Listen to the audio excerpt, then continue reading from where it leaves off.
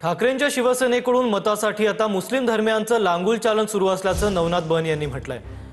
भाजपचे माध्यम प्रमुख नवनाथ बन यांनी उद्धव ठाकरेंवर हा निशाणा साधलाय। उद्धव ठाकरे मुख्यमंत्री असताना याकूब मेमनच्या कबरीचं सुशोभीकरण केलं असा दावा आता नवनाथ बन यांनी केलाय।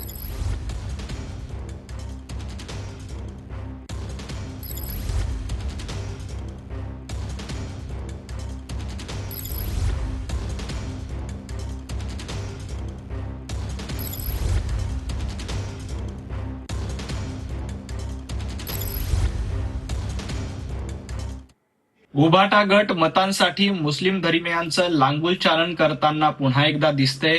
ज्या पद्धतीनं उद्धवजी ठाकरे मुख्यमंत्री असताना याकूब मेमनच्या कबरीचं सुशोभीकरण करण्यात आलं होतं, आता देखील अशाच पद्धतीनं राष्ट्रद्रोही लोकांची मदत आपल्याला मिळावी यासाठी उभाटा गट प्रयत्न करतोय। परंतु उद्धवजी ठाकरे हे विसरले की महाराष्ट्रातला मराठी माणूस हा भारतीय जनता पार्टी आणि महायुतीच्याच सोबत असेल।